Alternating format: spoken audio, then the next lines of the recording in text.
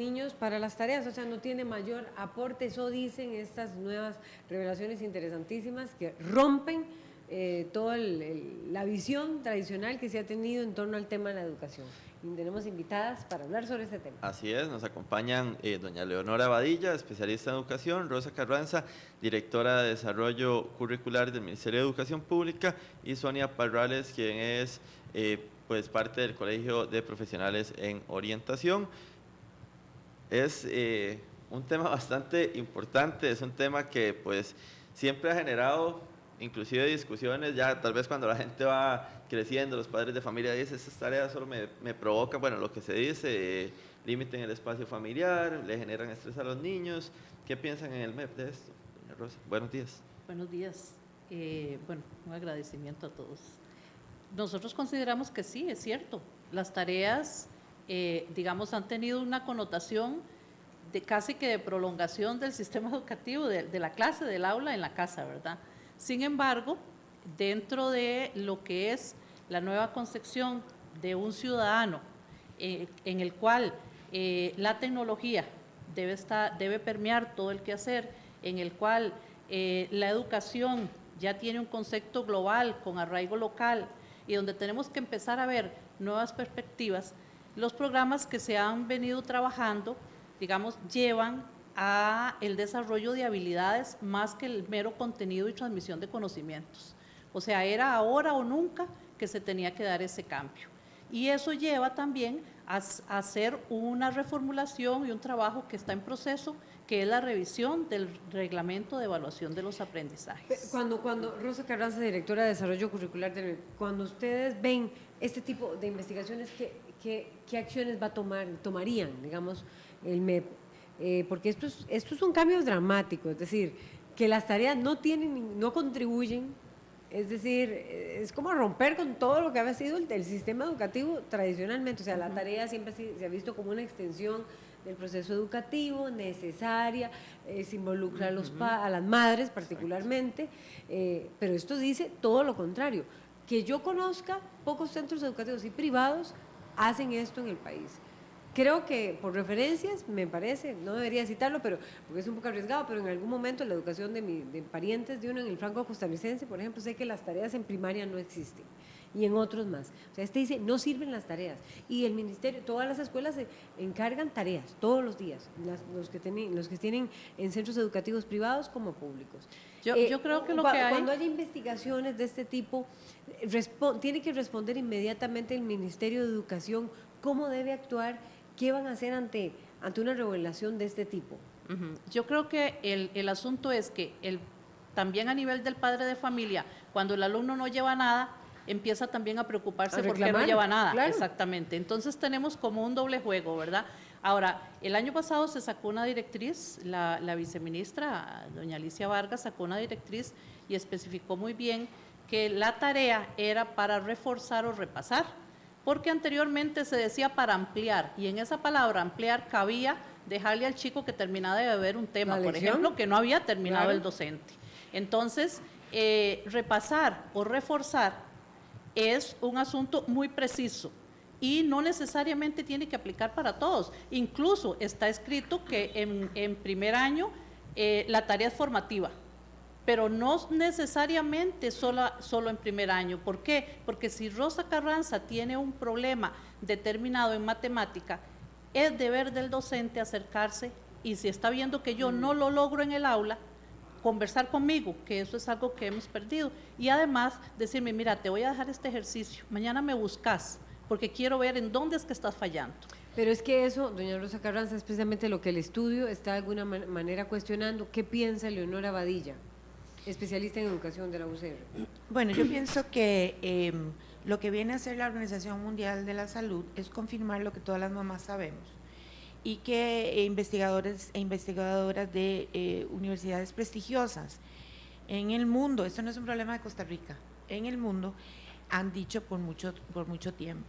Entonces, esto nosotros creo que nos coloca ante una emergencia, ante una emergencia de salud pública. Y yo creo que hay que actuar como se actuaría cuando nos dicen que hay una emergencia de salud pública por el Zika, por ejemplo, o por otras enfermedades. No solo no ayuda al aprendizaje de las tareas, sino que influye en el estrés de los estudiantes. Hay dolores de cabeza, hay depresiones, pero influye en la salud familiar, porque pasa uno de ser mamá a ser una maestra que tiene que imponer disciplina, que tiene que continuar con la labor de la maestra. Entonces hay algo gravísimo en la salud. Yo creo que habría que tomar medidas de emergencia en este momento. Sonia Parrales, habría que tomar esas medidas ya. Colegio de Profesionales en Orientación. Bueno, en primer lugar, efectivamente hay que hacer una revisión de lo que es el sistema de evaluación, sobre todo en el sistema educativo costarricense de primaria y secundaria.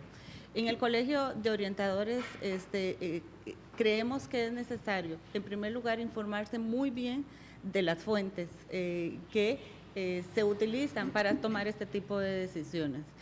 No necesariamente los resultados de las investigaciones son aplicables a nuestro país.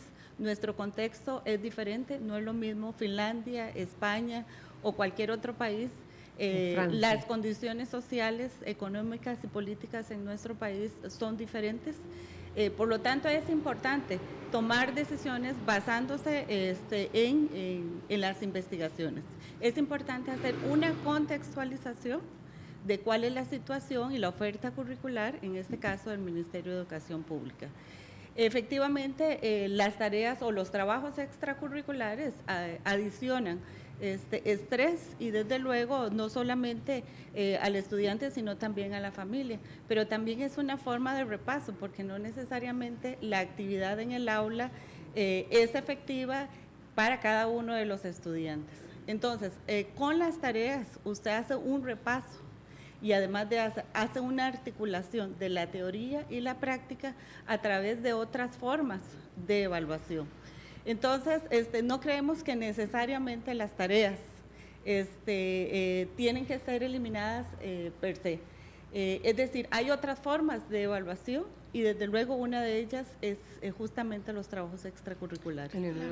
Sí, yo creo que el asunto es de emergencia, porque si sumamos el estrés que efectivamente dan las tareas a las familias, y eso lo han confirmado expertos internacionales y nacionales, y las mamás en Costa Rica lo sabemos, si sumamos eso al problema de la agresión en el aula, en los colegios, lo que llaman bullying, yo le estoy por recomendarle a mi hija no mande a mi nieto a la escuela, porque entre el estrés de las tareas y la agresión que hay en el sistema educativo me parece sumamente peligroso y me parece que hay que actuar ya de inmediato.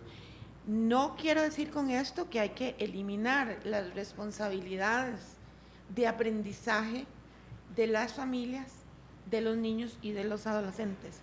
Pienso que hay que darle vuelta absolutamente, no son para repasar, es al contrario, es lo que se llama la educación o la clase inversa. Las tareas deben ser para recabar información del medio y llevarlo al aula para que en ese contexto social de aprendizaje, con la mediación del docente, se construya el aprendizaje. Entonces, hacerlo una actividad interesante, una actividad pertinente, una actividad familiar, y que toda esa información que los niños, las niñas, los jóvenes pueden recabar de distintas fuentes van a llegar con distintas informaciones al aula y se vuelve entonces algo muy interesante. No es eliminar las tareas, es hacer una intervención urgente porque hay un problema de salud pública. Hay un problema de salud pública, hay que hacerlo urgente. Rosa Carranza, directora de Desarrollo Curricular. Tenemos un problema, y tenemos un problema porque los chicos no son para repasar, dice. Tenemos una situación, y es que los chicos pasan mucho tiempo en el centro educativo, los padres trabajan, hay poco tiempo para compartir, entonces, digamos, por supuesto, la salud mental se afecta, y principalmente el niño de primaria necesita llegar y tener un periodo de descanso, un periodo de compartir con sus padres, y si la tarea va a ser, y además de eso, el padre le dice, y después tenés que estudiar, entonces va terminando a las 7 de la noche, ¿qué ganas va a tener ese chico? O sea, yo ¿Pero creo qué hacemos entonces, Ajá. doña Rosa? Porque esa es la dinámica de todas las mujeres. Exactamente. Y ahora las oigo a ustedes decir que la tarea sí es necesaria porque es repasar. Pero bueno, vean, Leonora es que dice el que no. asunto, doña Leonora dice que no, yo la entiendo con ese asunto porque eso es la motivación previa al desarrollo de un tema, que yo busque la información, pero también yo puedo trabajar desde el estudiante que tiene una situación particular en una asignatura, y con esto no significa que le voy a dejar 20 ejercicios como hacían en mi tiempo, que me dejaban 50 para un fin de semana, sino que el docente Pero ahora lo hacen. Ahora lo hacen. Pero Hay que eso no diferenciar es un lo poco establecido. la atención individual a casos específicos, Ajá. a las tareas comunes que le dejan a todo Todo el el tiempo. mundo todo el tiempo. Todo el tiempo. Es diferente, ¿verdad? Es Yo creo que correcto. la atención individual es necesaria, pero eso de mandar tareas a todo el mundo que duran 4 horas haciéndole, eso es lo que estamos cuestionando, y no es no es de quitarlas del todo, es que hay que cambiar totalmente. Pero el estudio dice que sí, que no contribuye. Así como están, no. Así como están, no, pero no podemos tampoco entonces decirles quitamos las tareas y que entonces los jóvenes están en las casas haciendo nada. Hay que orientarlos, ¿verdad? Entonces, así como están, no sirve para nada. Hay que cambiarlas radicalmente. Y hay muchas formas de poner actividades familiares que sean agradables, que contribuyan con la unión familiar, para que luego sean retomadas en la escuela, porque yo no sé qué hacen los maestros con las tareas, las revisan y entonces... Y ya hay comentarios, y vamos a buscar la leer reacción un comentario, de... nada más por Sonia cuestiones Parra. de tiempo, dice Luis Naranjo: el trabajo extraclase termina siendo responsabilidad del padre de familia. ¿Se eliminaría como instrumento de evaluación? Consulta Luis Naranjo a través del Twitter. Rosa Parrales, Colegio de Profesionales en Orientación. Sonia Parrales. Perdón. Sí, efectivamente, para poder hacer un cambio drástico, la propuesta curricular debería cambiar, porque la evaluación tiene que ser coherente con el enfoque pedagógico, con la metodología que se utiliza. Para hacer ese cambio, si se pretende hacer, no es sencillo. Hay muchas implicaciones detrás de una decisión como esta. Si efectivamente se pretende eliminar las tareas extracurriculares o los trabajos extracurriculares, habría que tomar otras medidas, porque la evaluación no es solamente sumativa, también es formativa, para desarrollar entonces habilidades, que esa es la propuesta del Ministerio de Educación Pública, habilidades para toma de decisiones, habilidades para fomentar la creatividad, la innovación, etcétera. Entonces, como le digo, no es algo sencillo que se debería hacer. Y no solo el Ministerio de Educación, es decir, en los colegios, las escuelas privadas, la tarea es una extensión de la clase, de lo que se vio en clase. O sea, hoy se están pagando 400.000 colones mensuales o 350.000 mensuales para repetir ese patrón. ¿Qué hacer? Digo yo, o sea, porque esto, Leonora dice, hay que hacerlo ya. Pero ¿cómo van a revolucionar la Inclusive el MEP realidad? también lo Es dice. que el gran, millón de yo creo que el estudiantes, punto ¿verdad? está en la mediación pedagógica. La Pero mediación pedagógica es lo que marca la diferencia entre el trabajo que hace un docente que es querido, que es admirado por sus estudiantes. Digamos, porque es la combinación del conocimiento con la aplicación y la formación que es el ser. Entonces, ese es el docente que quieren los chicos, no aquel que llega y dispara contenidos Pero es la y pone mayoría, tareas. Rosa Carranza, directora curricular del MEP, es la mayoría de la realidad de nuestros maestras y maestros. Esa repitencia permanente de los temas, esa extensión, el retomar siempre lo de la clase, no ir más allá, o sea, no hay nada diferente de eso. Laura, con todo respeto, me parece que si estamos hablando de un problema de salud pública, sería bueno incorporar a la discusión a profesionales en salud pública, porque no estamos hablando solamente de un problema educativo, sino de un problema de salud pública. Y entonces, cuando preguntamos qué hacer ya, los especialistas en salud pública saben cómo hacer una intervención de emergencia en un momento de emergencia, que tal vez nosotros los educadores pensamos en que hay que formar a los docentes y cambiar el currículum y cambiar la evaluación. Si pensáramos así ante una epidemia, posiblemente tendríamos resultados negativos. Entonces, si pensamos que estamos ante una epidemia, consultemos con expertos y expertas en salud pública para ver cómo lo hacemos ahora. Pero yo creo que las personas de salud pública también hacen prevención, para que cuando venga el problema están listos, con las vacunas, con las personas encargadas, en los EVAIS todo el mundo está listo, las campañas, ¿verdad?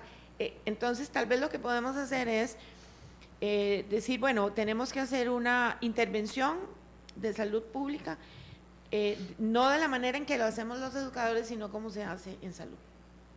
¿Comparte esa opinión, Sonia Parrales? Sí, efectivamente, si es un problema de salud pública, en nuestro país es un problema de salud pública. ¿Y qué implicaciones tiene un problema de salud pública? Porque un problema como este también lo es el embarazo adolescente. La elección vocacional, por ejemplo, o la elección de carrera debería ser un problema o es un problema social. Pero hay que enfocarse y ver cuáles son las implicaciones.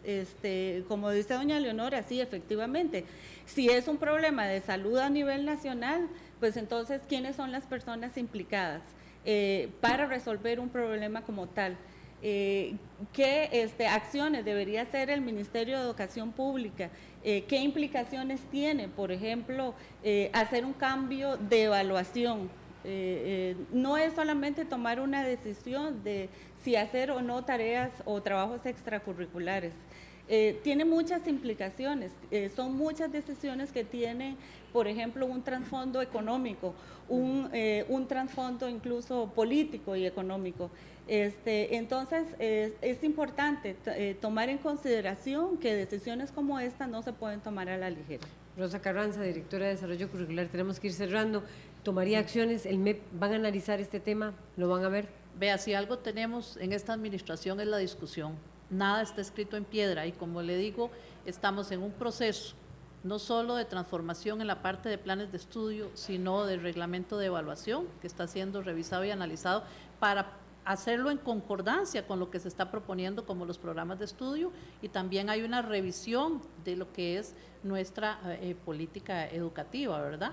Entonces, ¿por qué? Porque todo tiene que irse ajustando al tiempo, no podemos detenernos, la educación no puede quedarse anquilosada, sino que tiene que ir avanzando. Entonces sí hay disponibilidad, sí hay apertura para discutir, analizar, y si hay que tomar decisiones, pues se toman las decisiones. Cerrando, Eleonora, ¿van a darle seguimiento a la universidad, usted particularmente? Yo particularmente sí, yo no puedo hablar por la universidad, sobre todo porque ya no estoy en la Facultad de Educación, pero yo particularmente que he tenido un compromiso de vida con la educación pública, pero esto es un problema de la niñez y de la adolescencia costarricense en general. Y sí le voy a dar seguimiento porque me parece que esto es responsabilidad no solo del Ministerio de Educación Pública, que está haciendo su parte, o de los colegios profesionales que están haciendo su parte. Necesitamos el Ministerio de Salud, ¿verdad? Necesitamos que las universidades formen distinto a los docentes, porque si no, tampoco ganamos nada. Necesitamos campañas de prevención y campañas educativas, porque si es una emergencia, no solo tenemos que entrar con la formación y el cambio curricular y evaluación, sino que hay que hacer una campaña muy fuerte. Lo decían las compañeras, los padres de familia exigen a veces que hayan tareas de cierta manera. Entonces, tenemos que concientizar a todo el país, como se hace con las campañas cuando hay epidemias. Muchas gracias a Leonora Badilla, especialista en educación, a Rosa Carranza, directora de Desarrollo Curricular del MEP, y a Sonia Parrales, del Colegio de Profesionales en Orientación, por ponernos en perspectiva este tema tan interesante, esta revelación en la educación. Así es, vamos a ir a un corte comercial y ya regresamos con más de RTN Revista. ¿Cómo se llama? Eustaquio. ¿Es de Cartago? ¿Cómo se llama ese mae? Eustaquio era un trovador, bueno, un bohemio. De los de veras. ¿Lo conocí yo? En el Teatro Esquelé. ¿Dónde? En el Esquelé. A Hace Eustaquio. muchos años. Pero Eustaquio no sale de Cartago.